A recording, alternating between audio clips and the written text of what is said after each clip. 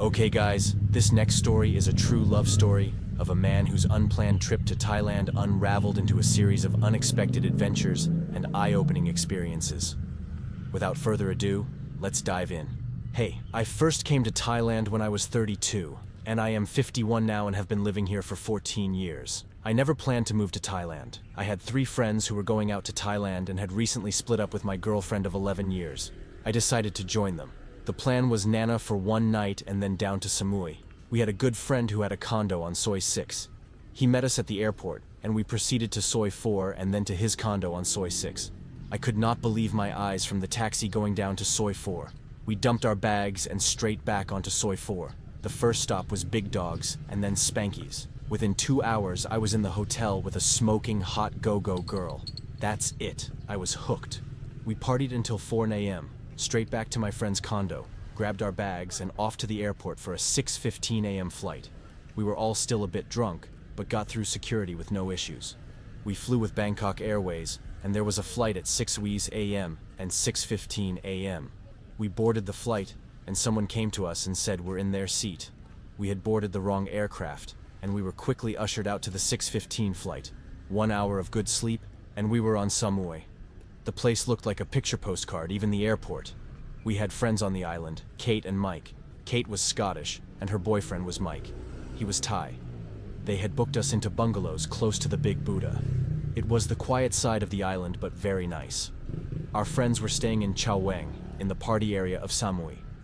Where we stayed had a couple of beer bars, but not many. The Mermaid where we were staying also had a bar where we went on the first night. The staff were good, and it was a nice place to chill. 2 of us were drinkers, and the other 2 were soft drinks only. One of our friends who was in Chao Weng asked if we required company. 2 of us said yes, and the other 2 declined. It was potluck, but I went for it anyway. The girls who arrived were very beautiful but did not like the bar. They decided to return to Chao Weng but said they would be back later. Maybe they were losing out on ladies' drinks, who knows. Woe of us decided to leave the hotel bar and have a look into the girly bars. We did not expect the other 2 ladies to return due to it being a quiet location. The choice was not great, but there were a few diamonds in the rough. My friend grabbed the best one in the bar, and I was stuck speaking to the cashier. She was pretty and spoke reasonable English. At that time, I could not speak Thai. When the bar closed, the cashier asked if I needed a ride home on her motorbike. She took me to my accommodation, and to my dismay, who did I see? The 2 girls from earlier. They may have had no luck in Chao Weng. I told the cashier to do a U-turn and get us out of there, which she did, but we had been seen. I told her to take us somewhere for the night. The first night in Samui was in her room. The 2 other girls she shared with moved next door, so we had some fun on a mattress on the floor in the front room. After that, it became a regular thing with the cashier. She was a cashier, but obviously went with customers too. I would go to Chao Weng in the afternoon to meet friends, drink, and chill out. Then drive back to Manam drunk, and the cashier would take me home for some more fun. I started to notice things entering my bungalow: toothbrush, spare pants, and wash bag.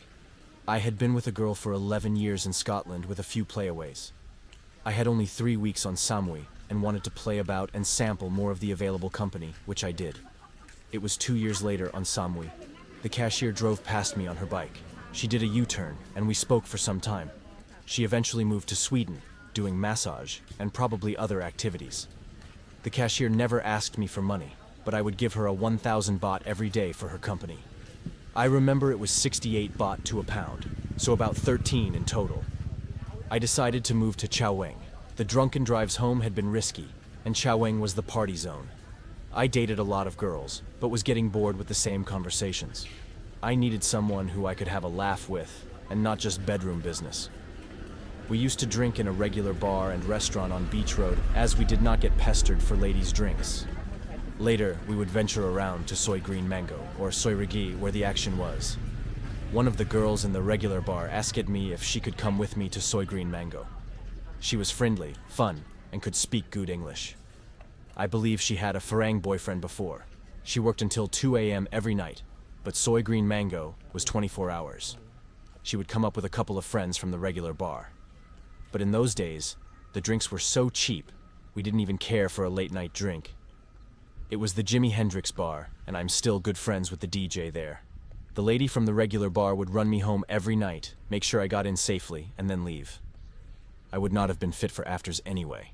Then it happened. I got deli belly. 2 days in bed, 1 on electrolytes, at 2:20 a.m. Every morning this girl would visit me. She was a 7 out of 10 looks wise, but her banter and conversation were 10 out of 10. I went home but kept in contact with her. Her job in the restaurant paid well. It was the busiest in Chaweng. Their tips would be shared throughout all the restaurant staff and would be more than their monthly salaries. I worked on the rigs in Scotland, so had regular holidays. So every 2 months I would visit Samui. I would play about, but eventually asked the lady from the regular bar to stay the night with me. She refused. The female Thai manager in the bar said she was keen, but the girls from the regular bar should not go with customers as it had caused issues in the past. She had a week's holiday and decided to go home. I thought this was the ideal opportunity to spend some free time with her. She lived in Chambry and allowed me to visit during her time off. She lived in a small village, and the people were great. I shared a room with her, and it was very nice. By this time, I had decided to move to Thailand. I asked her to resign her job, and she did. I would send her money equal to her salary that she had received previously in the bar. I did extra training and examinations to upgrade my work position on arrival in Thailand. During one of my trips, I received a message on LinkedIn. "We have a position in Thailand." It was for 4 weeks and only 1 hour from my girlfriend's house. It lasted 17 weeks. I worked 6 days a week and made a decent salary. My original company were calling me asking me to come back. I had already picked up a new position in Africa and had to tell my current company I would be resigning. By this time, we were married. The position in Africa was only 4 months, and I ended up there for 10 years on a month-on month-off rotation. I stayed in the Thai family home during my time off. I visited Bangkok for 2 or 3 days then to the village. In the house, there were 12 in-laws, not including myself, but only 1 toilet. I liked it, although toilet access was limited. There was a field behind the house, so it was kind of okay. I saved and saved but never worried about spending money on enjoying ourselves, and we would party hard in Bangkok. In the village, I was lucky to spend $10 a day, including beer, smokes, and food. We bought 2 rai of land, which obviously I put in her name and built a house. You know, foreigners can't buy land. If I had not lived in her family house, rent-free for 9 years with the family, I would have been unable to build the house we live in now. I now have a nice house. I have 2 young nephews who live with us. We brought them up since they were babies as their mother and father were not looking after them properly. My stepdaughter is in the 4th year at university, and we are happily married and support each other. I'm now 51, and my wife is 42. My big tip is, don't marry a young girl firstly. What would you talk about? Avoid the party areas, as there is too much temptation. Learn the language if you can understand Thai family life. Try to integrate. Don't raise your voice or fist. Remember, you are in their country, and you are their guest.